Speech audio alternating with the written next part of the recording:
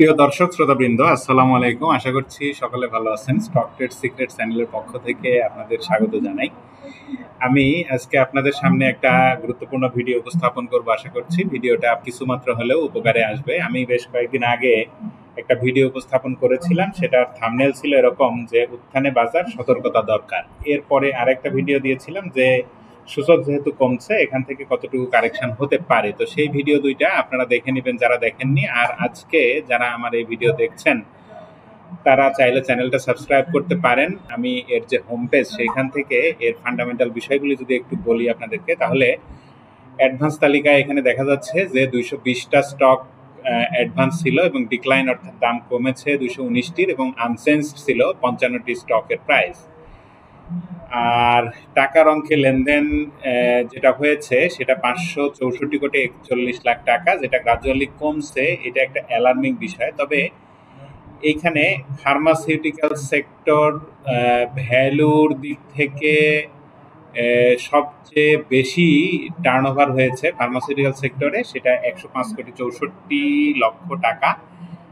আর গেইনারের দিক থেকে সেক্টরের বিচারে ফার্মাসিউটিক্যাল ছিল হচ্ছে 3 নম্বরে। তবে আর একটা বিষয় এখন দেখার বিষয়, সেটা হচ্ছে যে ব্যাংক সেক্টরটা আস্তে আস্তে নিচের দিক থেকে সামনের দিকে চলে আসছে, এবং গেইনারের তালিকা এটা 2 নম্বরে আছে, এবং ভ্যালু অর্থাৎ টার্নওভারের দিক থেকে, মানি ফ্লোর দিক থেকেও এটা 2 নম্বরে। অর্থাৎ ব্যাংক সেক্টরে 60,32,00,000 টাকা লেনদেন হয়েছে, এবং ব্যাংক সেক্টরের যে স্টকগুলি আছে তার মধ্যে আপ ট্রেন্ড অর্থাৎ পজিটিভ মুভমেন্টে ছিল 21টা, এবং নেগেটিভ মুভমেন্টে ছিল, ডাউন ট্রেন্ডে ছিল 4টা, এবং আনচেঞ্জড অর্থাৎ ইকুয়াল ছিল আগের দিনের থেকে। পরের দিনের প্রাইসের কোনো চেঞ্জ ছিল না 11টি স্টকের। তো এইখান থেকে যদি আমি চার্টে যাই, চার্টে যাওয়ার আগে এইখানে আমি যে বিষয়টা আপনাদের সামনে তুলে ধরতে চাই সেটা হচ্ছে যে এখানে বেশ কয়েকটা হল্টেড স্টক ছিল। একটা টেকনোট্রাক্স, এটা আপনারা জানেন যে আইপিওতে সবেমাত্র মার্কেটে এসেছে, এটা কয়েকদিন হল্টেড থাকবে, এটা সবাই জানে।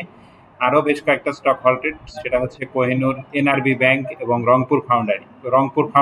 এরপরে আমি আপনাদের সামনে চার্টটা কি অবস্থায় আছে সেইটা তুলে ধরতে চাই। এখানে যদি আমি ডিসিবিটির যে ব্রড ইন্ডেক্স সেই চার্টে যাই, তাহলে একটা এইখানে আমি আপনাদের জন্য একটা দুইটা রেখা, সমান্তরাল রেখা টেনে রেখেছি।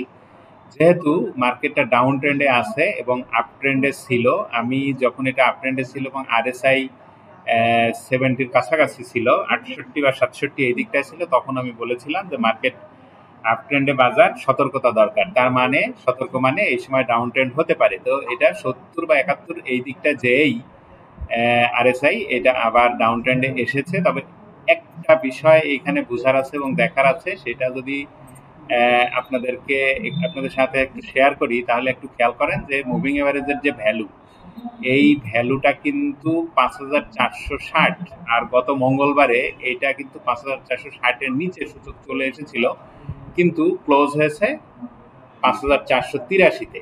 এখন এটাই একটা আশার বিষয় যে যেহেতু বাই প্রেসারে সূচক নিচে এসেও উপরে তুলতে বা সক্ষম হয়েছে, ঠিক একইভাবে কিন্তু আবার অনেক উপরে গিয়েছিল, 5,511 বা 10 এই দিকটায় গিয়েছিল, সেইখান থেকে আবার নিচে চলে এসে, তার মানে সেল প্রেসার যেমন ছিল, এইখানে কিন্তু বাই প্রেসার অর্থাৎ বায়ারদের কেনার প্রবণতাও কিন্তু ছিল। এই স্পিনিং টপ বা ডোজি এটাকে বলা যায় না, আবার একটু বড় বডি হলে এটাকে স্পিনিং টপ বলা যেত, এটাকে আমি ডোজি ক্যান্ডেলই বলবো। এই ডোজি দ্বারা আসলে সেটাই মিন করে। এখানে আসার বিষয় একটাই, যেটা আমি বলছিলাম যে মুভিং এভারেজের ভ্যালুতে টাচ করে সূচক একটু পজিটিভ ট্রেন্ডে ছিল, যদিও আগের দিনের থেকে মাত্র 1.83 পয়েন্ট কমেছে, এটা আসার একটা কথা। তবে এখানে যদি 5,460 এই মুভিং এভারেজের ভ্যালুর যে লেভেলটা, আমি এই লেভেলটার কথা বলছি, যদি এই জায়গাটা ভেঙে ফেলে তাহলে কিন্তু এইভাবে নিচে চলে আসতে পারে। আর নিচে যদি আসে তাহলে কত দূর আসবে? তাহলে যেদিন সূচক সেঞ্চুরি করেছিল, অর্থাৎ একদিনে 100 পয়েন্টের বেশি পজিটিভ হয়েছিল, এখন সূচকের জন্য এই ক্যান্ডেলটার নিচের যে ভ্যালু অর্থাৎ 5,372, এই জায়গাটাই হলো সূচকের জন্য পরবর্তী সাপোর্ট লেভেল। এখন এইখানে এসে আবার হয়তো এভাবে উঠবে যদি অনেক বেশি কারেকশন হয়। আর যেহেতু একটু আশা এখানে আছে, সেটা হচ্ছে যে মুভিং এভারেজের ভ্যালু থেকে টাচ করে উপরে সূচক ক্লোজিং করতে সক্ষম হয়েছে। যদি এই ধারাটা অব্যাহত থাকে তাহলে আগামী বৃহস্পতিবারেও যদি একটু উপরে ক্লোজিং করতে সক্ষম হয়, অর্থাৎ এখান থেকে 5-10 পয়েন্ট, অর্থাৎ 5,493, 94, 95 এদিকে, অথবা 500 বা তার বেশিতে ক্লোজিং করতে সক্ষম হয়, তাহলে হয়তো উপরের দিকে যাবে। আর সূচক নেগেটিভ হয়েছিল কত? 5,594 বা এই লেভেলটা থেকে, যেটা আগের সময়ের একটা রেজিস্ট্যান্স ছিল, এই জায়গাটা, এই সময়টা, অর্থাৎ এপ্রিল 25শে এপ্রিল 2024 এই তারিখটা, এই জায়গাটার কথা আমি বলছি। এই জায়গাটাই সূচকের জন্য একটা রেজিস্ট্যান্স লেভেল ছিল, সেই জায়গাটা সূচক ব্রেকআউট করে উপরে যেতে পারেনি। তবে এর পরে যদি এখন যে অবস্থা আছে এখান থেকে একটু কারেকশন হয়ে সূচক পজিটিভ হয়, তাহলে এই জায়গাটা ব্রেকআউট করে উপরে যাওয়ার একটা সম্ভাবনা তৈরি করবে। সেক্ষেত্রে এভাবে সূচক উপরে যেয়ে আবার নিচে এসে আবার উপরের দিকে চলে যাওয়ার একটা সম্ভাবনা আছে। তবে এর সাথে যে বিষয়টা সব থেকে বেশি গুরুত্বপূর্ণ, সেটা হচ্ছে যে ভলিউমের ডে বাই ডে যদি ভলিউম ইনক্রিজ করে, অর্থাৎ ভলিউম যদি বাড়ে, তাহলে এইভাবে সূচক চলতে পারবে। আর যদি ভলিউম যেভাবে কমে যাচ্ছে, 800-900 কোটি থেকে 1000 কোটির উপরে ভলিউম চলে গেছিল, সেখান থেকে আবার 500-600 আবার 500 কোটি এই রকমের দিকে আছে, তাহলে যদি ভলিউমটা ইনক্রিজ করে, এভাবে সূচক উপরের দিকে যাবে। তো এবারে আমি আপনাদের সামনে যে বিষয়গুলি তুলে ধরবো, সেটা হচ্ছে যে গত সর্বশেষ দিনের যে লেনদেন, সেই লেনদেনের বিচারে সবচেয়ে বেশি টার্নওভার হয়েছিল, অর্থাৎ থেকে 10-এর ভিতরে 20-এর ভিতরে যে স্টকগুলি ছিল, সেই স্টকগুলি নিয়ে আমি প্রাইস কি অবস্থায় আছে, কিরকম হতে পারে, এই বিষয়টা নিয়ে একটু আলোচনা করব এবং এদের ফান্ডামেন্টাল দিকগুলি। তো প্রথমে যদি আমি লাভেলো আইসক্রিমের স্টকে আসি, তাহলে এখানে লাভেলো আইসক্রিম কিন্তু এর আগের যে প্রাইস, হাই প্রাইস ছিল, অর্থাৎ যেটা ক্লোজিং প্রাইস 100 টাকা, সেই জায়গাটা কিন্তু ব্রেকআউট করতে সক্ষম হয়েছে এবং ব্রেকআউট করে একটু নেগেটিভ ট্রেন্ডে এসেছে। এখন এটা যদি আবার 100-তে এসে টান দেয়, উপরের দিকে যায়, তাহলে হয়তো যাওয়ার একটা সম্ভাবনা দেখা যায়। যেহেতু ব্রেকআউট করলে সেই স্টকটা কমপক্ষে 8-10% প্রফিট দিয়ে থাকে। তো দেখা যাক লাভেলো আইসক্রিম পরবর্তী দিনে কেমন হয়। তবে এখানে লাভেলো আইসক্রিমের যে বিষয়টা বলার, এটা কিন্তু আরএসআই নিচের দিকে আসছে। তবে আরএসআই নিচের দিকে আসলেও এটা হয়তো উপরের দিকে যাওয়ার সম্ভাবনা আছে, যদি এখান থেকে প্রাইসটা উপরের দিকে যেতে পারে। এরপরে ওরিয়ন ইনফিউশনের চার্টে আমি আসলাম। ওরিয়ন ইনফিউশন কিন্তু গত দিনে সম্ভবত হলটেডই ছিল এবং পরবর্তী দিনে এটা আবার একটা স্পিনিং টপ বডির মতো সূচকের যে ক্যান্ডেলটা ক্রিয়েট করেছে, সেই ধরনের ক্যান্ডেল ক্রিয়েট করে এটা পজিটিভ ট্রেন্ডেই আছে আমি বলবো, কারণ আগের দিনের যে জায়গায় ক্লোজিং ছিল তার উপরে প্রাইস ক্লোজিং করতে সক্ষম হয়েছে। কিন্তু সেল প্রেশার ছিল, ক্যান্ডেলটা দেখে বোঝা যাচ্ছে যদি সেল প্রেশার রিলিজ করতে পারে, তাহলে হয়তো এই ওরিয়ন ইনফিউশন উপরের দিকে যেতে পারে। এরপরে আমি ডিবিএইচ অর্থাৎ ডেল্টা ব্যাক হাউজিং লিমিটেডের চার্টে আসলাম। এটা হঠাৎ করে অনেক বেশি লেনদেন হয়েছে, এটা দীর্ঘদিন এরকম বড় লেনদেন হয়নি। এখন এই লেনদেনের কারণ কি, এটা বলাটা মুশকিল। তবে এইসব ক্ষেত্রে মানি ফ্লো যদি বেড়ে যায় এবং পরবর্তী দিনে প্রাইসটা পজিটিভ থাকে, তাহলে বোঝা যাবে যে স্টকটা উপরের দিকে যাবে, ব্রেকআউট করবে এবং আর একটু ভালো হবে, এইটা ধারণা করা যায়। তবে আবার এরকমও হয় যে অনেক সময় অনেক বেশি টার্নওভার হয় কিন্তু পরবর্তীতে প্রাইস কমে যায়। সেক্ষেত্রে আসলে সুইচ করে স্টক থেকে বের হয়ে অন্যরা, যারা মানি মেকার, তারা এক স্টক থেকে অন্য স্টকে চলে যায়। তবে এটার ক্ষেত্রে কি ঘটেছে এটা বলাটা মুশকিল। যদি প্রাইস বেড়ে যায়, যদি ব্রেকআউট করে, তাহলে বোঝা যাবে যে এইটা ভালো অবস্থায় আছে বা ভালো হবে। এরপরে এনআরবি ব্যাংকের চার্টে আসলাম। এটা আরএসআই 72-তে অবস্থান করছে। এটা যদিও ব্রেকআউট করেছে, এখন এখান থেকে হয়তো আর একটু কারেকশন হয়ে আবার একটু উপরের দিকে একটা ট্রেন্ড আমরা দেখতে পারি, অথবা এখান থেকে আবার নেগেটিভ ট্রেন্ডে চলে আসতে পারে। এরপরে আরেকটা খুবই সম্ভাবনাময় স্টক সিপার্লের চার্টে আমি আসলাম। সিপার্ল আসলে যে জায়গায় এসেছে, এটা একটা কেনার মতো জায়গায়, অর্থাৎ বাইং পজিশনে এখন আছে, ফুললি একটা বাইং পজিশন সিপার্ল আমি বলবো। কারণ এই জায়গাটা যদি আপনারা খেয়াল করেন, তাহলে এখানে দেখবেন যে এই একটানা যে 5 দিন কমেছে, তারপরে এইখানে চরম ভোলাটাইল ছিল এটা গত সোমবার সম্ভবত, তারপরে মঙ্গলবারে একটা হ্যামার ক্যান্ডেল ক্রিয়েট করেছে। তার মানে একটা পজিটিভ ট্রেন্ড। আরএসআই 35-এ আছে, হিস্টোগ্রাম এইখানে যদি দেখেন সবে পজিটিভ হচ্ছে। তাহলে সবকিছুর বিবেচনায় এই সিপার্লে এন্ট্রি নেওয়ার মতো একটা অবস্থায় আছে। আমি হিস্টোগ্রামটা দেখালাম। এরপরে আমি আরএসআইটা যদি একটু দেখাই, আরএসআইটাও পজিটিভ হচ্ছে। আর চার্টের ক্ষেত্রে তো বললামই যে এটা একটা হ্যামার ক্যান্ডেল ক্রিয়েট করেছে, সুন্দর পরিষ্কার একটা গ্রিন বুলিশ হ্যামার। তার মানে এইখান থেকে নিচে আসার সম্ভাবনা অনেকটাই কমে গেছে, এখান থেকে পজিটিভ হওয়ার সম্ভাবনাটাই বেশি সি পার্লের প্রাইস।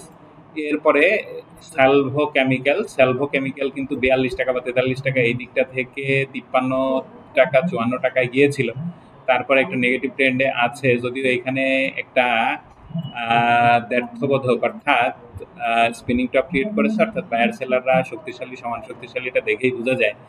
এখন পরবর্তী দিনে প্রাইস হয়তো কমতেও পারে বাড়তেও পারে, তবে মানি ফ্লো অনেক বেশি এই স্টকগুলিতে। আর যে জায়গাটায় আছে এটা এখান থেকে যদি একটু কমেও যায় তাহলে খুব বেশি কমার সম্ভাবনা হয়তো নাই, আর যদি বাড়ে তাহলে দেখে জেনে বুঝে হয়তো সেলভো কেমিক্যালে এন্ট্রি নিলেও নেওয়া যেতে পারে। আর ফেকডিল কয়েকদিন আগে একটানা বেশ কয়েকদিন হল্টেড থাকার পরে এটা 12টা থেকে 21 টাকা 22 টাকা এই দিকটা পর্যন্ত গিয়েছিল, এখানে পরে বেশ ভোলাটাইল, প্রাইস বাড়া কমা এর মধ্যে আছে। এবং এখানে গতদিন অনেক সোমবারে বেশ বড় একটা প্রাইসের আপট্রেন্ড, একটা ভালো একটা টান দেখা গেছে, তার পরবর্তী দিনে নেগেটিভ, অর্থাৎ মঙ্গলবারে নেগেটিভ ছিল। এখন দেখা যাক ফেকডিল পরবর্তী দিনে কি অবস্থায় থাকে। এরপরে ইবিএল, ইস্টার্ন ব্যাংক লিমিটেড, এইটা কিন্তু ভালো একটা মানি ফ্লো আমরা ইস্টার্ন ব্যাংকের চার্টে দেখতে পাচ্ছি। এখানে যদি আপনারা খেয়াল করেন তাহলে যে বিষয়টা দেখা যাবে সেটা হচ্ছে ভলিউম কিন্তু হঠাৎ করে 2 দিন বেশ ব্যাপক মাত্রায় একটা ভলিউম হয়েছে, এবং আগের দিন যে ভলিউমটা হয়েছিল, ভলিউম হওয়ার পরেও প্রাইসটা কিন্তু বাড়েনি। তার পরবর্তী দিনে ভলিউম হয়েছে, সেই সাথে সাথে প্রাইসটা অল্প একটু বেড়েছে। কিন্তু এই পুরা যদি আমি একটু এই জায়গাটা টাইমটা বলি তাহলে 3 এপ্রিল থেকে বর্তমান সময় অর্থাৎ 16 জুলাই পর্যন্ত যে প্রাইস রেঞ্জের মধ্যে ছিল সেটা কিন্তু 27 টাকা 30-40 পয়সা, আর নিচে হচ্ছে 25 টাকা 50 পয়সা ইস্টার্ন ব্যাংক লিমিটেড। তাহলে বোঝাই যাচ্ছে যে এটা 25 টাকা এবং 27 টাকা এর নিচে, এর উপরে বা নিচে আসছে না, যাচ্ছে না। এই জায়গাটা যদি ব্রেকআউট করে তাহলে এটা ভালো হতে পারে। তবে 2 দিনে যেহেতু ভালো ভলিউম আমরা এই ইস্টার্ন ব্যাংকের দেখছি এবং ব্যাংক সেক্টরটা হঠাৎ করে বেশ ভালো একটা ট্রেন্ডে আছে, তাহলে এটা এখান থেকে হয়তো উপরের দিকে যাওয়ার একটা সম্ভাবনা আছে। দেখা যাক ইস্টার্ন ব্যাংক লিমিটেড কি ধরনের প্রাইস ট্রেন্ড আমাদের সামনে দেখায়। এরপরে Gemini sea food, Gemini sea কিন্তু একটা লো পেড স্টক আপনারা জানেন, এবং এই লো পেড স্টকটা মাঝে মাঝেই ভালো গেইন দেয়, কিন্তু দীর্ঘদিন যাবত এটা একটা বেয়ারিশ প্যাটার্নে ছিল।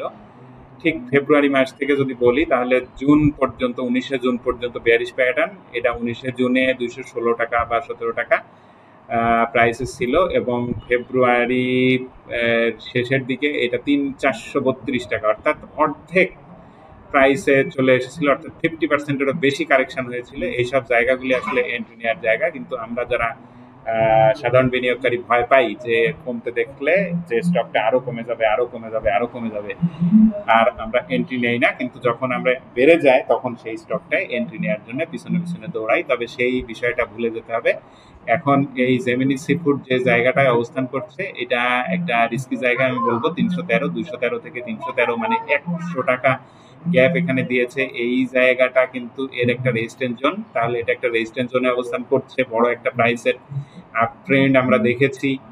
এখন এইখান থেকে যদিও লেনদেন অনেক বেশি হচ্ছে, এটা দেখে আসলে ভুলে যাওয়াটা গেলে আমার মনে হয় যে এখানে আটকে থাকার একটা সম্ভাবনা ক্রিয়েট হতে পারে। তবে এই জেমিনি সি 313 টাকা থেকে যদি কমেও যায়, খুব বেশি কমার সম্ভাবনা হয়তো থাকবে না। আর এখান থেকে যদি বেড়েও যায় তাহলে কিন্তু খুব বেশি বাড়বে না। এই জায়গায় আমার মনে হয় যে খুব বেশি বায়াস হয়ে বা খুব বেশি লোভে পড়ে এন্ট্রি নেওয়াটা যুক্তিসঙ্গত হবে না। গ্লোবাল হেভি কেমিক্যালস, এটা কিন্তু ভালো একটা প্রাইস র্যালি আমরা এখনো দেখতে পাচ্ছি, তবে RSI 66 থেকে ডাউন ট্রেন্ডে আছে, এখান থেকে হয়তো উপরের দিকে নিচের দিকে যে কোনো দিকে যেতে পারে।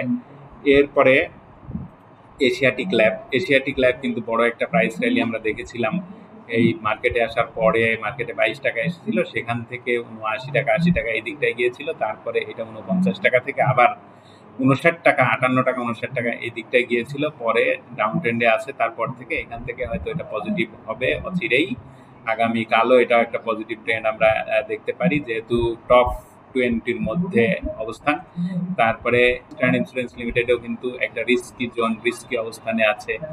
এই জায়গা এন্ট্রি নেওয়ার মতো জায়গা না, এটার এন্ট্রি জোন কিন্তু আরো নিচে, এই বিষয়টা খেয়াল রাখতে হবে। এরপরে প্রগতি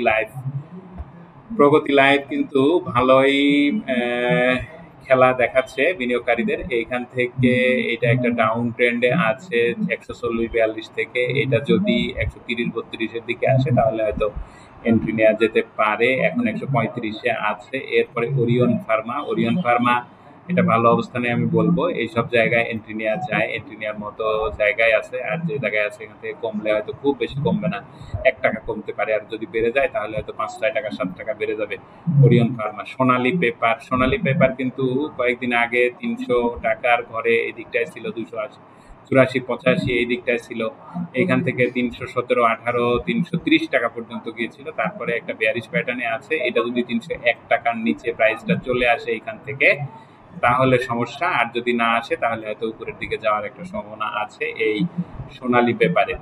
এরপরে আলিফ ইন্ডাস্ট্রিজ এর চার্টে আমি আসলাম। আলিফ ইন্ডাস্ট্রিজ কিন্তু প্রায় দ্বিগুণের মতো হয়ে গেছে এই কয়েক মাসের মাথায়।